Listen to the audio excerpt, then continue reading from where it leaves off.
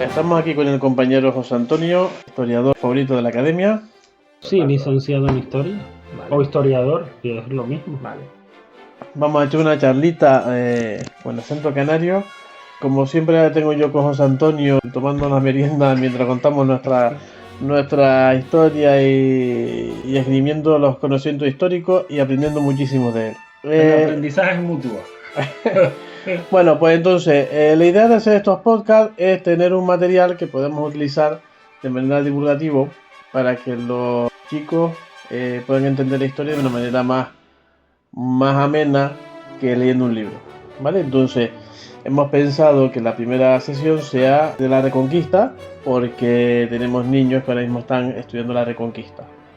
Sin guión, como se le hacen las cosas sin guión, vamos a hablar sobre este tema con el señor José Antonio. A mí lo que se me ocurre es, primero, la terminología Reconquista.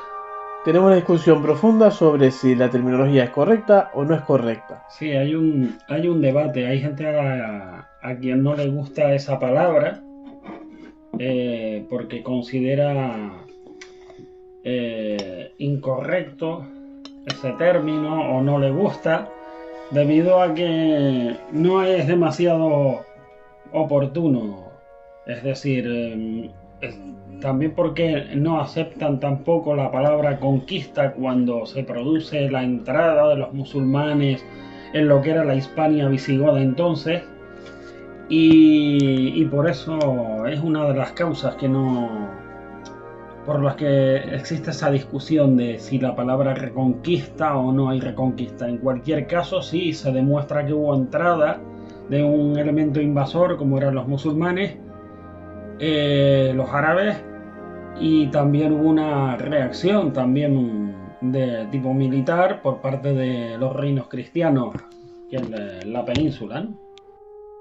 Vale, en el sentido de reconquista, hasta donde yo he mirado en mis chuletarios, parece que el apodo de reconquista se lo puso un historiador en el siglo XIX.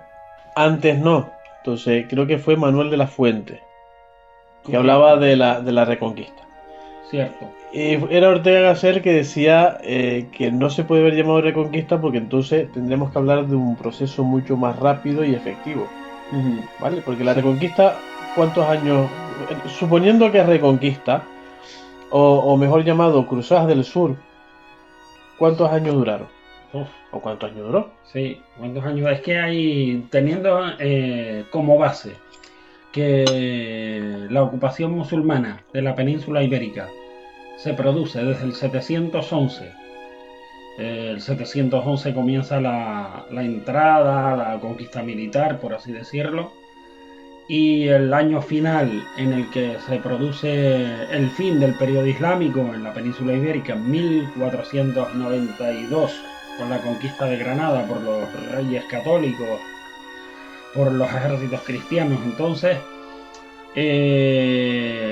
hay un desequilibrio porque no hay, digamos, una reconquista rápida. Es decir, hay periodos de idas y venidas en que las fronteras de los estados cristianos, los reinos cristianos y los reinos musulmanes, el Al-Ándalus, fluctúan. Hay dos momentos en los que los reinos cristianos avanzan hacia el sur, en momentos de debilidad de los digamos, reinos y taifas medievales de la península ibérica, del mundo musulmán, pero esa reacción, hay una reacción a eso en el norte de África con las invasiones luego también de almorávides y almohades, siglos XII y XIII, si no recuerdo mal. Vale. Entonces eso es un periodo muy largo. Es un periodo muy largo y no sé, y más bien deberíamos hablar más bien ahí de conquista, reconquista, conquista, porque son varios periodos. Varios invasiones y varias reacciones. Vale. ¿Y por qué deberíamos cambiar la palabra reconquista por la palabra cruzada? Bueno, porque precisamente al haber este frente musulmán en la península ibérica, si no recuerdo mal, hay un año concreto en el que el Papa de Roma declara en periodos de cruzadas los que no pudieran ir a Tierra Santa, a Oriente Medio, digamos a conquistar o a volver a ganar los santos lugares del cristianismo, Jerusalén, etcétera, para el mundo cristiano, pues valía lo mismo para el creyente que quisiera ir a las cruzadas, pero no podía ir a Oriente Medio, a esas cruzadas de Oriente.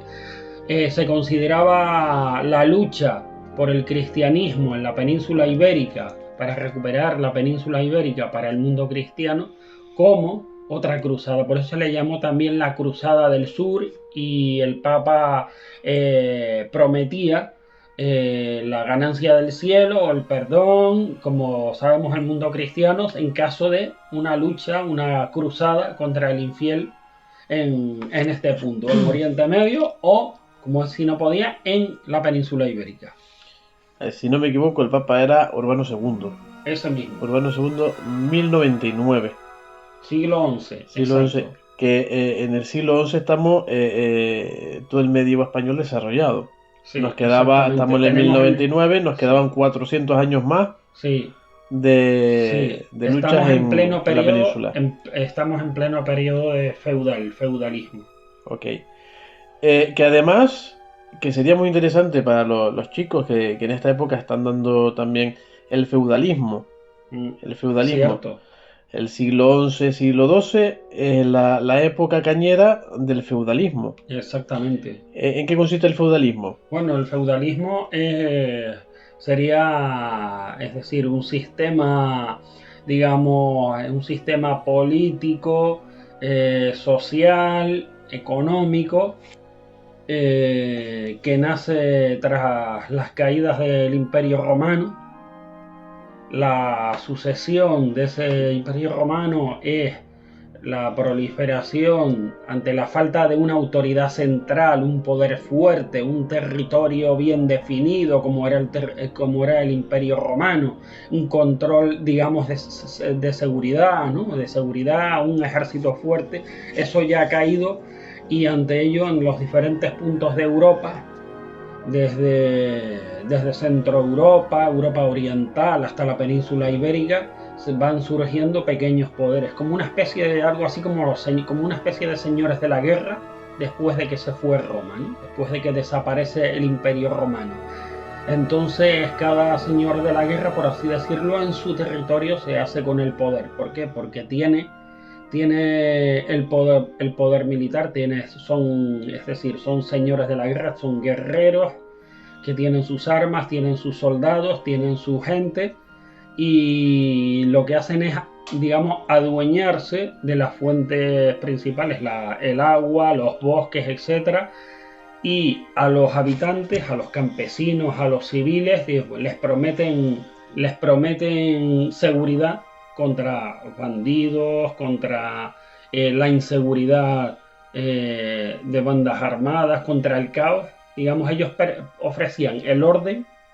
Sí, estos campesinos, estos ciudadanos, por así decirlo, todavía no eran ciudadanos, pero digamos, toda esta gente de civil, pues le seguía. Eran tiempos revueltos, ¿no? Eran tiempos revueltos. Teníamos los musulmanes entrando por el sur. Sí. Teníamos el conflicto Occidente y el Imperio Romano de Oriente. Teníamos los normandos por el norte. La Rus de Kiev. Sí, teníamos los vikingos por el norte. Los vikingos por el norte son los normandos. Hay unos sucesores de los vikingos, que esto es otra charla, que son los que has dicho, los normandos, pero que esos Esos son los descendientes ya cristianizados y civilizados, ¿verdad? Vale, Eso es para entonces- otra charla. Entonces, estamos hablando de la invasión musulmana en la península ibérica. Sí, Estamos hablando de en mitad del medievo, el Papa pide ayuda para rescatar, entre comillas, sí. las tierras Sí, altas, es pero la- en España, sí, la era- península ibérica nos dedicamos a... Sí, era digamos ahí las segundas cruzadas, La o las segunda cruzadas cruzada. menores, llamémoslo así, Y el medio de todo esto, el feudalismo. el feudalismo. Que para que los chicos entiendan sería la típica película de las murallitas, el caballero. Sí, exacto. El- El caballero medieval que tiene el poder militar para imponer su poder político a los campesinos, a los aldeanos de todo ese territorio sobre el que él tiene poder, que les garantiza seguridad a cambio, seguridad y protección a cambio de que trabajen sus tierras y le rindan pleitesía como un señor feudal. De ahí viene la palabra feudalismo. Es un sistema en el que tenemos una autoridad político-militar que es dueña de tierras, agua y todas las fuentes, digamos, de alimentos y demás que tenga el territorio. Y a cambio los aldeanos, los campesinos, pues trabajan para él y le rinden pleitesía. Pero tienen una relación de obediencia, seguridad y capacidad de poder vivir y demás a cambio de que los aldeanos campesinos trabajen para él las tierras, y le rindan pleitesía y le obedezcan básicamente. Y esto, por supuesto, pasaba en la península ibérica. Exactamente, igual que en toda Europa, todo lo que es Europa occidental y Centro Europa. Pues yo creo que tenemos una introducción perfecta Perfecto. para empezar a hablar de la Reconquista.